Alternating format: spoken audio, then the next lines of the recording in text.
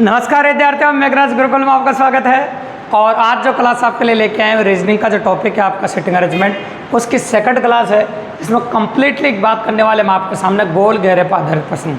तो गोल घेरे पर आधारित प्रश्न किस प्रकार के होते हैं, कैसे एग्जाम में आते हैं, उनके बारे में अपन कंप्लीटली बात करेंगे दोस्तों।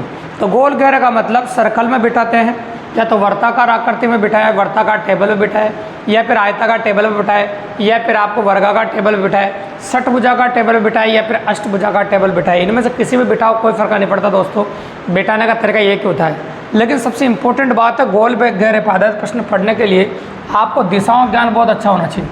अगर दिशाओं का ज्ञान आपको बहुत अच्छा है तो आप 100% पॉसिबल कर सकते हैं। और दिशाओं का ज्ञान होना चाहिए। देखो, अगर दिशाओं का ज्ञान है तो ये समझ लो आप इसको बिठाने में कोई दिक्कत नहीं आएगी और काफ़ी इजीली आप बिठा सकते हो गोल घेरे में। तो सबसे पहले जो दिशा है, सबसे इम्पोर्टेंट दिशा है, क्योंकि मैक्सिमम तो यही दिशा काम आती है भी। तो पहली जो दिशा आपकी वो केंद्रोन्मुख है, मतलब जितने भी व्यक्ति बैठे हैं सबका मुख केंद्र की ओर है। जितने भी व्यक्ति बैठे हैं सबका मुख कहाँ पर है बताओ? केंद्रोन्मुख। ठीक है, कोई दिक्कत नहीं है। तो सबका मुख केंद्र की ओर है, सबने केंद्र की ओर मुँह कर रखा है ना। ये देखो, केंद्रोन्मुख है, सबका मुख केंद्र की ओर है। ठीक है, करेक्ट है ना। तो ऐसा हो जाएगा आपका। तो सबने केंद्र की ओर मुँह कर रखा है, ऐसा हो जाएगा। तो देखो, जितने भी व्यक्ति बैठे हैं सबका मुख किधर है बताओ? केंद्र की ओर। जैसे यहाँ पर कह सकते हैं अपन, जितने भी व्यक्ति बैठे हैं वो सबने केंद्र की ओर मुँह कर रखा है। ठीक है, जैसे ये बोले आपके सामने सबका मुख किधर है? केंद्र की ओर है। ऐसे अगर 4 व्यक्ति बैठे, चारों ने केंद्र की ओर मुँह कर रखा है, ये मान लो 6 बैठे, 6 ने केंद्र की ओर मुँह कर रखा है, 8 बैठे थे, 8 ने केंद्र की ओर मुँह कर रखा है। मतलब जितने व्यक्ति बैठे सब ने केंद्र की ओर मुँह कर रखा है आपके सामने। ठीक है, ये कौन सा आपका? बायां। ये बायां है आपका, ये क्या है आपका? दायां। ठीक है, तो यहाँ पर क्या होगा? दिशाओं का जो भरपूर ज्ञान है बहुत अच्छा होना चाहिए आपको। बायां मतलब घड़ी दिशा में घूमना, दायां मतलब घड़ी की दिशा में घूमना। तो बायां मतलब घड़ी दिशा में घूमना। तो अपन कहते हैं बायां घड़ी की दिशा, घड़ी की दिशा। ठीक है, और दायां मतलब घड़ी की विपरीत दिशा।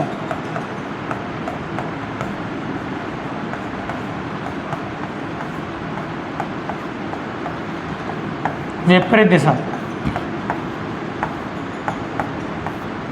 ठीक है, तो बायां मतलब घड़ी की दिशा और दायां मतलब घड़ी की विपरीत दिशा।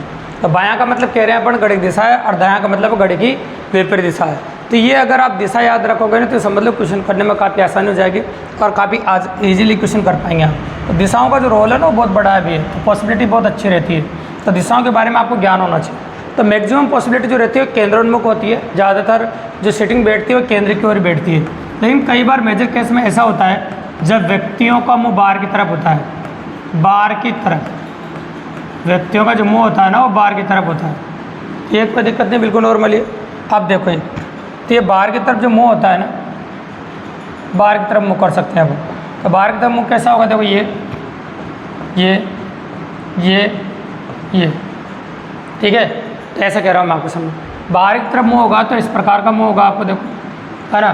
देखो, तो बाहर की तरफ इस प्रकार का मुँह हो जाएगा आपको। जब बाहर की तरफ मुँह होगा तो बाएं दाएं बदल जाएगा। देखो, तो बाएं दाएं बदलेगा तो कैसा होगा? बाएं की जगह दायां हो जाएगा, दाएं की जगह क्या होगा? बायां होगा। तो इधर क्या हो जाएगा आपको बताओ? इधर हो जाएगा आपका दाएं, है ना। इधर क्या हो जाएगा आपका? बायां। तो दायां और बायां आपका इस प्रकार से देखने को मिलेगा। मतलब इधर बायां हो जाएगा, इधर दायां हो जाएगा। मतलब दाएं की जगह बायां हो जाएगा और बायां की जगह दायां हो जाएगा। मतलब बायां का मतलब हो जाएगा इस बार घड़ी की उल्टी दिशा, है ना। घड़ी की विपरीत दिशा हो जाएगा इसमें। तो घड़ी की विपरीत दिशा इसमें देखने को मिलेगा आपको, घड़ी की विपरीत दिशा। और दायां का मतलब मिलेगा आपको घड़ी की दिशा, घड़ी की दिशा। तो दिशाओं में परिवर्तन आ गया और दिशाओं में परिवर्तन होता है भी। अब आपके मन में एक सवाल उत्पन्न हो जाएगा, मान लीजिए सर एग्ज़ाम के अंदर अगर कोई भी दिशा नहीं दी जाए, होता है कई बार ऐसा जब कोई भी दिशा नहीं दी जाती है, तो टेंशन लेने की जरूरत नहीं, हमेशा केंद्रोन्मुख मान के प्रश्नों को हल करें। जब एग्ज़ाम के अंदर आपको कोई भी दिशा नहीं दी जाए तो हमेशा केंद्र की ओर मुँह मान के प्रश्नों को हल करना, ये सबसे खास बात है और सबसे इम्पोर्टेंट बात है। अदर जो कंसेप्ट है वो बिठाने की जो टेक्निक है वो एक क्वेश्चन के माध्यम से हम आपको समझा रहे हैं। तो ये बात तो आप समझ गए। पहले इंपॉर्टेंट बात, हमेशा केंद्र की ओर मुँह मान के प्रश्नों को हल करना अगर कोई दिशा आपको नहीं दी जाए तो चलो एक सैंपल लेता हूँ मैं आपके सामने। सैंपल ले रहा हूँ। 4 व्यक्ति ABCD एक वर्ताकार घेरे में केंद्रोन्मुख होकर बैठे हुए हैं। तो 4 व्यक्ति ABCD एक वर्ताकार घेरे में केंद्रोन्मुख होकर बैठे हुए हैं। 4 व्यक्ति ABCD एक वर्ताकार घेरे में केंद्रोन्मुख होकर बैठे हुए हैं। ठीक है, तो केंद्रोन्मुख होकर बैठे इस प्रकार से बैठे हैं और ताश खेल रहे हैं। क्या खेल रहे हैं बताओ? ताश। तो मैंने मान लिया ये दिशा हो गया आपके सामने बायां, आप जानते हैं कि बायां दिशा इधर ही होती है। ये हो गया आपका दायां, इधर घूमेगा आपके सामने। केंद्रोन्मुख होकर ताश खेल रहे हैं। नेक्स्ट लाइन बोली मैंने आपके सामने, A का पार्टनर C है तथा B का पार्टनर D है। पार्टनर्स ताश में वो होते हैं जो भिड़ू होते हैं, जो आमने सामने बैठते हैं। मैंने बोला A का पार्टनर C है तथा B का पार्टनर D है। A का पार्टनर C है तथा B का पार्टनर कौन है? D है। तो A का पार्टनर C है और B का पार्टनर कौन है बताओ? D है। तो ये पार्टनर्स है। तो पार्टनर हमेशा याद रखिएगा आमने सामने बैठते हैं। तो मैं ये कह रहा हूँ आपके सामने, A का तो पार्टनर C है और B का पार्टनर D है, ऐसा अपन कह रहे हैं आपके सामने। तो पार्टनर्स जो होते हैं ना वो हमेशा आमने सामने ही बैठते हैं, ऐसा अपन कह रहे हैं। लेकिन इस लाइन को कहने से अपन बिठा नहीं सकते, भैया सिटिंग बैठ नहीं सकती, तो बताओ क्या करें अपन। तो नेक्स्ट लाइन पढ़ेंगे क्वेश्चन की। नेक्स्ट लाइन में लिखा A के ठीक बाईं और B बैठा है। लैंग्वेज में अपन ये बोला A के ठीक बाईं और B बैठा है। अपन ने ऐसे बोला आपके सामने, A के ठीक बाईं और B बैठा है। ठीक है, तो A के ठीक बाईं और B बैठा है। A के ठीक बाईं और B बैठा है अपन ने, तो बाईं और ठीक बाईं और की बात कर रहे हैं अपन। A के ठीक बाईं और B बैठा है। ठीक है भाई, कोई दिक्कत नहीं है ना। तो A के ठीक बाईं और B बैठा है, ठीक बायां की बात कर रहे हैं, मतलब ठीक बायां बैठा है ना। ऐसा A के ठीक बाईं और B बैठा है ना, इस प्रकार से। तो ठीक बाईं और जस्ट बायां होगा ये आपके सामने। ठीक है, तो ऐसा कह सकते हैं अपन को, जब भी कभी सिटिंग बैठाना स्टार्ट करो ना आप, तो बिल्कुल नीचे से बैठाना स्टार्ट करो। वैसे अगर आपको मन में सवाल आ रहा है उसे नीचे से क्यों बिठाएं, मर्जी बढ़ जहाँ से बिठाएं, अरे भाई आप मर्जी बढ़ जहाँ से बिठाओ, लेकिन आपकी दिशाएं बहुत स्ट्रॉन्ग होना चाहिए। फिर अगर आप ऊपर से बिठाओ, कहीं से बिठाओ, लेकिन दिशाएं आपको भरपूर तरीके से याद होना चाहिए। लेकिन मैं ये कह रहा हूँ कमज़ोर बच्चे के लिए फ़ायदे की बात यह है, अगर नीचे से बिठाना शुरू करें तो मेरी गारंटी है कि दिशाएं भूलने के चांस न का बराबर होते हैं और कमज़ोर बच्चे को दिशाएं याद रहती है। तो जैसे मैंने यहाँ से बिठाना शुरू किया, मैंने यहाँ A मान लिया और क्लियरली बोला A के ठीक बाईं और B बैठा है। A के ठीक बाईं और B बैठा है, तो ऐसा बैठेगा, A के ठीक बाईं और B बैठ गया। अब जो लाइन मैंने शुरुआत में बोली थी पार्टनर वाली, वो यहाँ जोड़ सकते हो आप।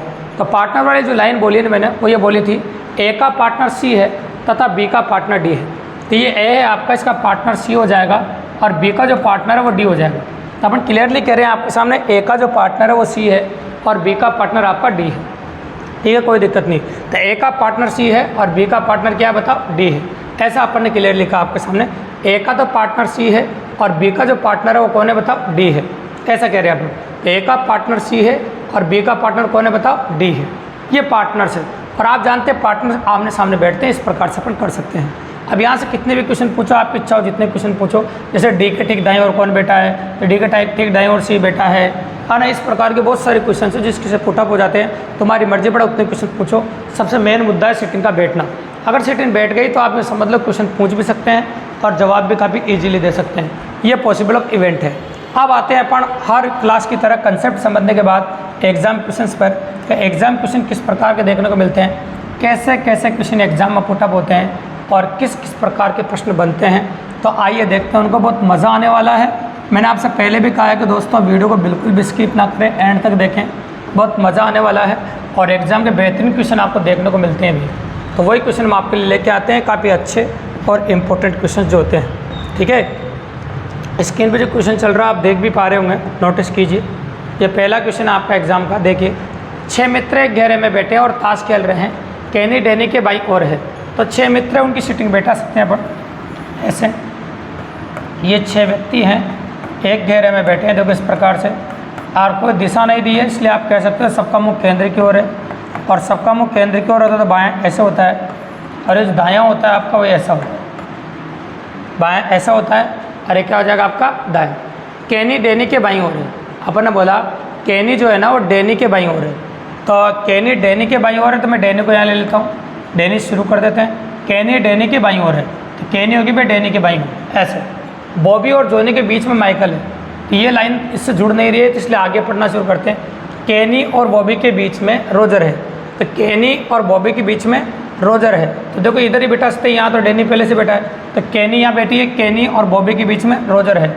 ये बॉबी ले लिया मैंने और ये रोजर ले लिया, तो कहनी और बॉबी के बीच में रोजर है, यहाँ पर बैठ गया। अब वो लाइन काम में लेते हैं। बॉबी और जोनी के बीच में माइकल है, ये बॉबी है और यहाँ जोनी ले लेते हैं, तो बॉबी और जोनी के बीच में माइकल है, ऐसा अपन कहते हैं। तो माइकल है, ऐसा बोल दिया अपने। तो माइकल के दाईं ओर कौन बैठा है, माइकल के दाईं ओर कौन बैठा है, तो माइकल के दाईं ओर कौन बैठा है, देखिए माइकल के दाईं ओर बैठा भी है बॉबी, माइकल के दाईं ओर कौन बैठा है, बॉबी। ये आपका बिल्कुल सिंपली आंसर आ गया और आंसर हो गया आपका बॉबी। तो माइकल के जो दाईं ओर है वो बॉबी बैठा है। तो काफ़ी इजीली आंसर कर दिया अपन ने और काफ़ी आसानी से हो गया भी। ये क्वेश्चन नंबर फर्स्ट का जवाब है आपका, जो अपन ने करा आपके सामने, ठीक है, ये हो गया आपके सामने। अब आ जाओ आप क्वेश्चन नंबर 2 पे। अब क्वेश्चन नंबर 2 क्या कहता है आपका, वो नोटिस कीजिए।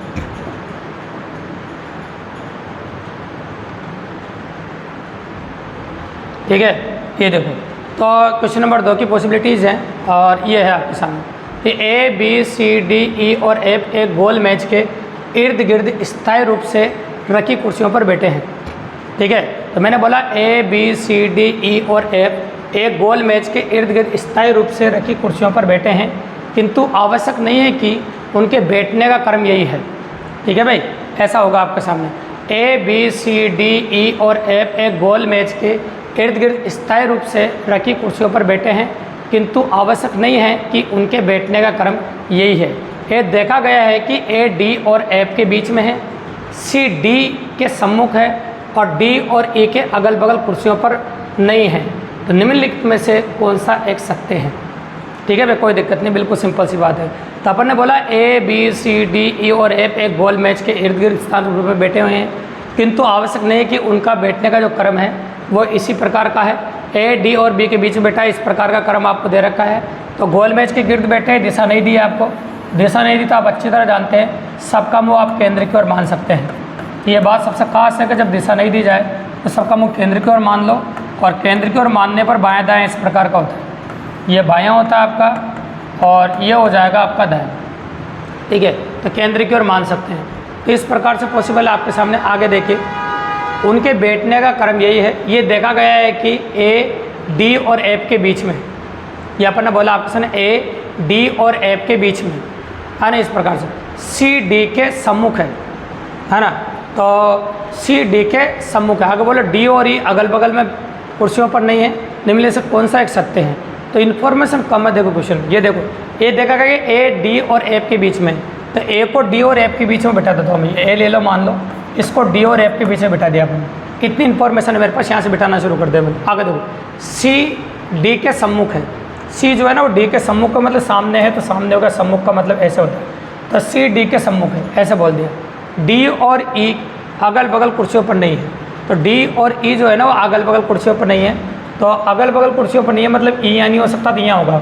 डी और ई अगल बगल कुर्सियों पर नहीं है।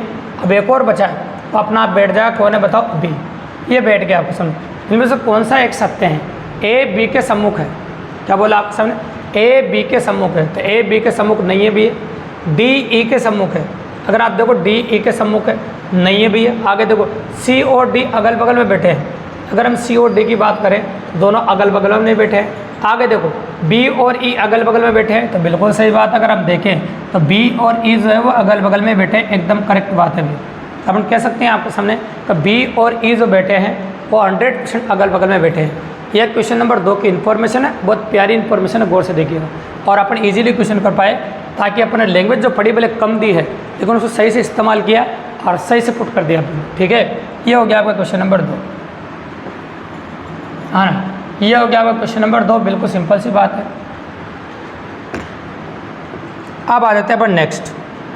और नेक्स्ट क्या कह रहे हैं, देखिए आप, राधा शीला महिला और सीता एक महिला, हाँ ना, तो महिमा है, महिला नहीं है, महिमा है। महिमा और सीता एक मेज के गिर्द बैठी है, राधा शीला के दाईं ओर बैठी है। तो देखो आप यहाँ पर राधा है, शीला है, महिला, महिमा है और सीता, तो टोटल 4 ही लोग हैं। दिशा नहीं बोली गई है तो दिशा केंद्र की ओर मान लेते हैं। आप जानते हैं बायां इधर होता है और दायां इधर होता है। बैठाना शुरू करते हैं। राधा शीला के दाईं ओर है, तो राधा शीला के दाईं ओर है, शीला को या मानो दायां इधर घूमता है, राधा शीला के दाईं ओर हो गई। महिमा सीता, ऐसे बोला आपके सामने, महिमा सीता के बाईं ओर बैठी है। महिमा क्या बेटी, सीता के बाईं ओर बैठी है। और सीता देखो दे ने आपको सीता तो ऐसा ही मानेंगे अपन। महिमा सीता के बाईं ओर बैठी है, महिमा सीता के बाईं ओर बैठी है, तो बाएं इधर घूमता है, तो सीता मान लो या मान लो, महिमा सीता के बाईं ओर बैठ गई। ऐसा हो गया। दिए गए विकल्पों में से बताइए कि कौन से जोड़ा एक दूसरे के सामने बैठा है, शीला और सीता। क्या शीला और सीता सामने नहीं बैठे? राधा और सीता, तो राधा और सीता तो बैठे, देखो राधा और सीता ये दोनों आमने सामने बैठे हैं। राधा और शीला, राधा और शीला तो देखो पॉसिबल नहीं है ना, क्योंकि आप शीला तो आपने पहले ही बैठा देती नहीं, और महिमा और राधा ये भी नहीं, तो ये वाला बैठा है जोड़ा, बिल्कुल सिंपली बात है। ये क्वेश्चन नंबर 3 का जवाब आपके सामने आया। क्वेश्चन नंबर 3 में परफेक्टली अप्रोच किया अपन ने इस प्रकार से और आसानी से हो गया आपके सामने। अब आ जाओ क्वेश्चन नंबर 4। क्वेश्चन नंबर 4 क्या कहता है आपका, उसको नोटिस करना और गौर से देखिए क्या कह रहे हो। देखिए, किसी पैनल में 5 सदस्य एक गोले के अंदर की तरफ मुंह करके बैठे हैं। किसी पैनल में 5 सदस्य एक गोले के अंदर की तरफ मुंह करके बैठे हैं। ए, बी और ई के मध्य में बैठा है। किसी पैनल में 5 सदस्य गोले के अंदर की तरफ मुंह करके बैठे हैं। ए, बी और ई के मध्य में बैठा है। ए जो है ना वो बी और ई के मध्य में बैठा है। डी ई के दाएं बैठा है, जिसके की बाएं सी है। पैनल में बी का स्थान कौन सा है? तो 5 सदस्यों का पैनल है भैया, दिशा नहीं दी गई है, तो दिशा नहीं दे तो दिशा आप हमेशा केंद्रोन्मुख माने, और आप जानते हैं ये बायां होता है, ऐसे बैठा सकते हो आप, और ये आपका दायां हो सकता है। ऐसी इन्फॉर्मेशन आपको दे रखी है, गौर से देखिए। मुँह करके बैठे हैं, ए, बी और ई के मध्य में बैठा है, डी ई के दाएँ बैठा है, तो डी ई के दाएँ बैठा, तो ई को यहाँ बैठाओ, तो डी ई के दाएँ बैठ गए। आगे देखो, जिसके की बाएँ सी है, तो जिसके बाएँ सी है, तो जिसका कौन आया? ये है, तो जिसके बाएँ हो गया आपका सी। आगे देखो, अब एक और लाइन है, ए, बी और ई के मध्य है। ए जो है बी और ई के मध्य है, तो ए जो है बी और ई के मध्य है। तो अगर अप्रोच करें अपन, जिसके बाएँ सी है, तो देखो जिसका इसका होगा बी और ई के मध्य सी है, तो ये काट दीजिए आप। जिसका जो शब्द है जो उसके सेकंड पर्सन के लिए आए, तो ये सी हो गया आपका। अब आगे देखिए क्या बोला आपके सामने, ए, बी और ई के मध्य है। ए है और बी और ई के मध्य है, ई तो पहले से बैठा है, ए, बी और ई के मध्य है, ऐसा बोल दिया आपके सामने। पैनल में बी का स्थान कौन सा है? पैनल में बी का स्थान कौन सा है, ऐसा आपसे बोला है। तो ए और ई के बाएँ हैं, ए और ई के क्या है? बाएँ हैं, तो ए और ई के बाएँ हैं, बिल्कुल सही है। डी के दाएँ हैं, तो डी के जस्ट दाएँ तो नहीं है, ऐसा कह सकते हैं अपन। ए के दाएँ हैं, ए के भी दाएँ नहीं। सी के दाएँ हैं, तो बिल्कुल सी के दाएँ तो है। अगर सी के दाएँ को जस्ट दाएँ हैं, सी के दाएँ तो है, तो अपन कह सकते हैं सी के दाएँ हैं, ये ज़्यादा अच्छा है। कहने का मतलब ज़्यादा बेटर होगा और ज़्यादा सही होगा, उसी को अपन को जवाब देना बिल्कुल सिंपली, काफ़ी ईजीली। तो ये अप्रोच आपके सामने देखने को मिलेगी क्वेश्चन नंबर 4 के अंदर। अब क्वेश्चन नंबर 4 के अंदर ये देखने को मिलेगा। इसके बाद आ जाते हैं क्वेश्चन नंबर 5 पे। और क्वेश्चन नंबर 5 क्या कहता है आपका, देखिए।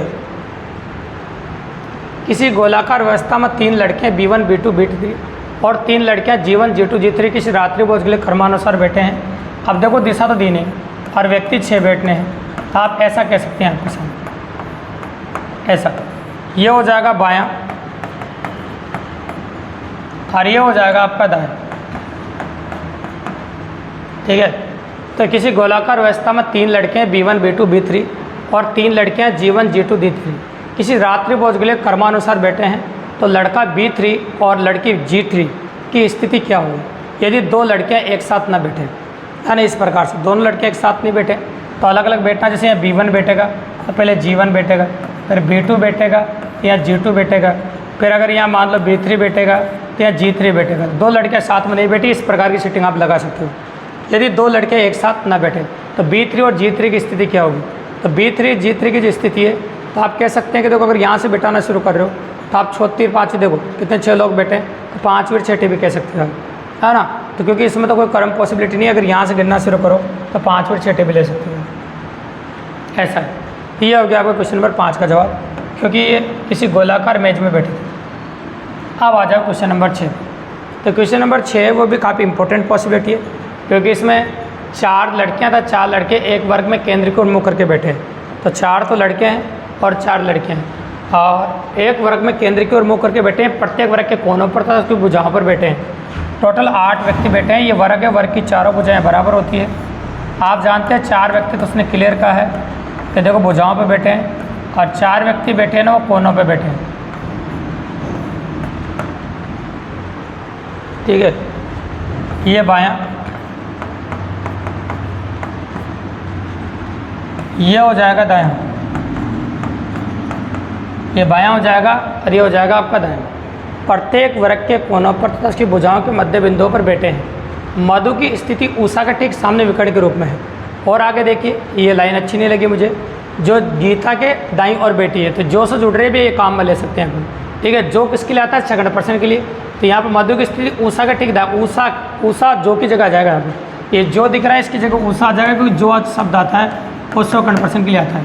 उषा गीता के दाईं ओर बैठी है, उषा गीता के दाईं ओर बैठी है, तो मैं गीता यहाँ ले लेता हूँ। तो उषा गीता के दाईं ओर बैठी है, ठीक है। आगे देखिए, अब मधु की स्थिति उषा के ठीक सामने विकर्ण, मधु की स्थिति उषा के ठीक सामने विकर्णवत है, तो विकर्णवत ले लेते हैं मधु की स्थिति, ये ले। गीता से अगला राम गोपी के सामने है, गीता से अगला राम, तो गीता से अगला राम इधर ही होगा। गीता से अगला राम गोपी के सामने है, गीता से अगला राम गोपी के सामने, ये गोपी हो गया। गीता से अगला राम गोपी के सामने है, ऐसी लैंग्वेज का प्रयोग किया आपके सामने। जो बोस के बाईं ओर बैठा है, अब जो किसके लिए है यहाँ पर, सेकंड पर्सन के लिए। सेकंड पर्सन कौन है यहाँ, गोपी। तो गोपी बॉस के बाईं ओर बैठा है, गोपी जो बॉस के बाईं ओर बैठा है, तो ये बॉस हो गया, और बॉस के बाईं ओर गोपी बैठा है, ये लाइन हो गया आपके सामने। आगे बोलो, सुमा की स्थिति मधु के दाएं ना होकर प्रेमा के सामने है।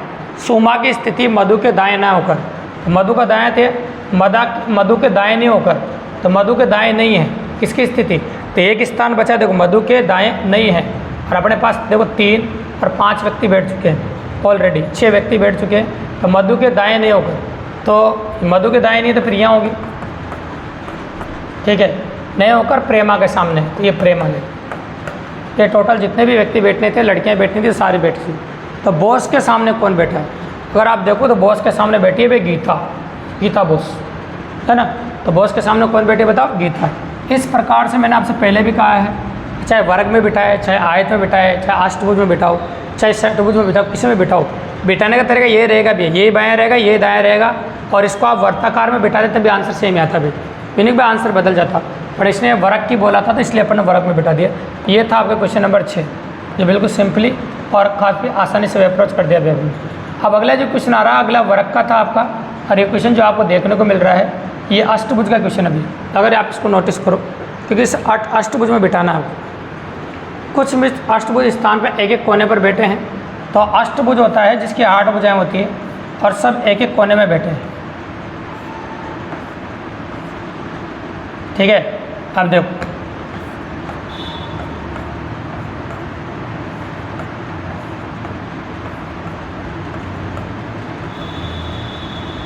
ठीक है, ऐसे बैठे, इस प्रकार से बैठे हैं, एक एक कोने पर बैठे अष्टभुज स्थान। ये बायां होता है, आप अच्छी तरह जानते हो, ये दायां होता है, ऐसे बैठे, अगर आप नोटिस करो तो इस प्रकार से पॉसिबल है। अब देखो, महिमा तिरछे रूप में राम के सामने बैठी है, राम सुषमा के दाएं तरफ बैठा है, राम जो है ना सुषमा के दाएं तरफ बैठा है, सुषमा है, और राम सुषमा के दाएं तरफ बैठ गया, ऐसे ले लें, है ना। और महिमा तिरछे रूप में राम के सामने बैठी है, महिमा तिरछे रूप में राम के सामने बैठी है। अब तिरछे रूप में राम के सामने बिठाने के लिए थोड़ा सा इधर किसका जाता है, तिरछे रूप में राम के सामने बैठी है, ठीक है।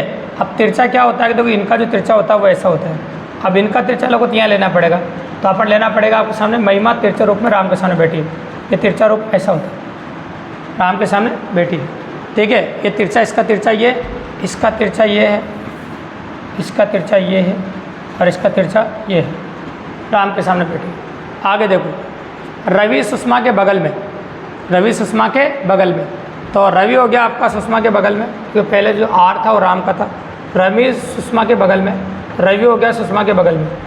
आगे क्या बोला, रवि सुषमा के बगल में और गिरधर के सामने बैठा है, रवि सुषमा के बगल में और गिरधर के क्या बैठा है, सामने, तो ये गिरधर ले लिया अपन ने जी, गिरधर के सामने बैठा है। और आगे देखिए, गिरधर चंदा के बाईं तरफ बैठा है, गिरधर चंदा के बाईं तरफ बैठा है, ये चंदा ले लो, चंदा के बाईं तरफ गिरधर बैठा है। सावित्री महिमा के दाएं तरफ नहीं है, सावित्री महिमा के दाएं तरफ नहीं है, सावित्री जो है ना वो महिमा के दाएं तरफ नहीं है ना, लेकिन शालिनी के सामने है, तो महिमा के दाएं तरफ नहीं है, कौन, सावित्री, तो सावित्री को ऐसे ले लिया सावित्री, और ये जो बची वो अपना आप आ जाएगी, लेकिन किस, शालिनी के सामने है, ये शालिनी। टोटल सारे लोग बैठ गए। शालिनी के दाएं तरफ कौन बैठा है, अगर शालिनी के दाएं तरफ की बात करें तो शालिनी के दाएं तरफ बैठा भी है रवि, शालिनी के दाएं तरफ कौन बैठा है, रवि। जैसे इन्फॉर्मेशन आपको दी जाए वैसा अगर आप बिठाना शुरू कर दो अब बिठाते रहो तो अपना आप आंसर आ जाता है। तो आंसर आ गया आपका रवि, बिल्कुल सिंपली और काफ़ी आसानी से अप्रोच कर दिया अपन ने। ये हो गया आपका क्वेश्चन नंबर 7। क्वेश्चन नंबर 7 के बाद अगला जो वेरिएशन है आपका वो आ जाता है आपका 8, 9, 10। अब एक क्वेश्चन अपन ऐसा लेने जा रहे हैं आज, सब तरह क्वेश्चन ले लिए। तो अष्टभुज ले लिया अपन ने, वर्ग ले लिए, और स्मॉल क्वेश्चन 4 बैठने वाले ले लिए, 5 बैठने वाले ले लिए, 6 बैठने वाले ले लिए। अब एक क्वेश्चन लास्ट में हम ऐसा भी लेने जा रहे हैं जिसमें 3 क्वेश्चन पूछेंगे, 8, 9, 10, और इसमें 8 लोगों को केंद्र की ओर मुँह करके बिठाएंगे अपन। तो ये भी बहुत प्यारा क्वेश्चन है, इसको गौर से देखिएगा और इसकी इन्फॉर्मेशन को काम में लेते हुए अपन इस वर्ताकार घेरे में बिठाएंगे। तो व्यक्तिगत संख्या 8 हो 10 हो, इस बात से अपन को कोई फर्क नहीं पड़ता है, ये बात अब इस तौर से ध्यान रखिएगा। इसको गौर से देखो, अच्छे से देखो। तो ऐसा क्वेश्चन जिसमें 3 या 2, 4 आदि क्वेश्चन आ जाते हैं तो किस प्रकार से करते हैं वो देखिए। इसमें मेन मुद्दा सीटिंग बैठाना है भी, है ना। तो सीटिंग बैठ गई आपकी, तो इसका मतलब कोई सा भी क्वेश्चन आप काफ़ी आसानी से कर सकते हो, और 3, 2, 4, 2, 5, 2 उस बात से कोई फर्क नहीं पड़ता है ना। ऐसा हो जाएगा आपसे। तो A B C D E F G और एच केंद्र के मुँह करके एक वर्त के गिर्द बैठे हैं। एफ सी के दाएँ तीसरा, एफ सी के दाएँ तीसरा, ये सी ले लो, एफ सी के दाएँ तीसरा 1, 2 और 3। तो एफ सी के दाएँ तीसरा और एच के बाएँ दूसरा है, तो एच के बाएँ दूसरा हो जाएगा। एच ले लिया मैंने, एच के बाएँ दूसरा हो जाएगा, ऐसा हो गया। डी सी व एच का निकटतम पड़ोसी नहीं है। डी जो है ना वह सी व एच का निकटतम पड़ोसी नहीं है। तो एच का पड़ोसी तो यहाँ भी नहीं बैठेगा, यहाँ भी नहीं बैठेगा। सी का पड़ोसी तो यहाँ भी नहीं बैठेगा, यहाँ भी नहीं बैठेगा। टोटल 4 जगह के बेचारे से मना कर दिया और 3 जगह व्यक्ति बैठे हैं। तो डी कहाँ पर बैठेगा, यहीं बैठेगा। फिर आप ये जगह बच्चे डी सी एच का पड़ोसी नहीं है तो वहाँ नहीं बैठेगा। ई ए के तुरंत दाएँ हैं, तो ई को ए के तुरंत दाएँ होने के लिए 2 खाली स्थान चाहिए भी एक साथ। यहाँ भी अकेला, यहाँ भी अकेला। ई ए के तुरंत दाएँ हैं, ए हो गया, ये हो गया। ई ए के तुरंत दाएँ हैं, ऐसा हो जाएगा आपके समय। ई ए के तुरंत दाएँ हैं, ऐसा अपन ने कह दिया आपके समय। जो जी के दाएँ दूसरा है, तो जो जी के दाएँ दूसरा हो जाएगा आपको, ठीक है। जो जी के दाएँ दूसरा है, ये जी के दाएँ आपका दूसरा होगा। तो बताइए करके अपन ले सकते हैं क्वेश्चन, और अंत में जो व्यक्ति बचा है वो अपना आप बैठ जाएगा। जैसे बी बचा है तो बी अपना आप यहाँ बैठ जाएगा। अब तो बताए करके आप किसी भी क्वेश्चन का जवाब दे सकते हैं कि सी के बाएँ दूसरा कौन है। तो सी के बाएँ दूसरे की बात करें अपन, तो सी के बाएँ दूसरा ए है आपका, तो आपका पहले क्वेश्चन जवाब हो जाएगा ए। सी के तुरंत दाएँ कौन है बी, अगर सी के तुरंत दाएँ की बात करो तो सिर्फ सी के तुरंत दाएँ बी है, तो आपका आंसर आ जाएगा इस क्वेश्चन का बी। व्यक्तियों के किस जोड़े में पहला व्यक्ति दूसरे व्यक्ति के दाएँ बैठा है। पहला व्यक्ति दूसरे व्यक्ति के दाएँ बैठना चाहिए। तो देखो पहला व्यक्ति दूसरे व्यक्ति के दाएँ है ना, तो पहला व्यक्ति दूसरे व्यक्ति के दाएँ, तो ऐसा होगा इस ऑप्शन में से देखना है। जैसे मान लो ए को चेक करके बताता हूँ मैं, पहला व्यक्ति ये और ये दूसरा व्यक्ति, तो पहला व्यक्ति दूसरे व्यक्ति के दाएँ बैठना चाहिए, मतलब ई के दाएँ बैठना चाहिए ए। तो ई के दाएँ ए बैठा है कि देखो, तो ई के दाएँ ए नहीं बैठा, बाएँ बैठा है। जो दाएँ बैठ जाएगा वही ऑप्शन आपका आंसर है। इस प्रकार से आप क्वेश्चन कर सकते हैं, कोई बड़ी बात नहीं। सीटिंग बैठने के बाद तो आप किसी भी क्वेश्चन का जवाब काफ़ी आसानी से और काफ़ी इजीली दे सकते हैं। तो गोल घेरे में अपने सब तरह के क्वेश्चन किया, आपने नोटिस किया, सब तरह की वैरायटी अपन ने देखी है। अगर वीडियो आपने मेरे गारंटी एंड तक देखा है तो आज के बाद अष्टभुज, षटभुज, वर्ग और गोल घेरे से रिलेटेड कोई भी क्वेश्चन अगर एग्जाम में आ जाए, इस वीडियो को कंप्लीटली देखने के बाद कभी गलत नहीं होगा दोस्तों। अगर वीडियो पर नए हो तो चैनल को सब्सक्राइब करना, लाइक करना, शेयर करना और अपने और दोस्तों को बताना, ताकि इसी प्रकार बेहतरीन क्लास हम रोजाना आपके लिए लेकर आते रहे दोस्तों। धन्यवाद।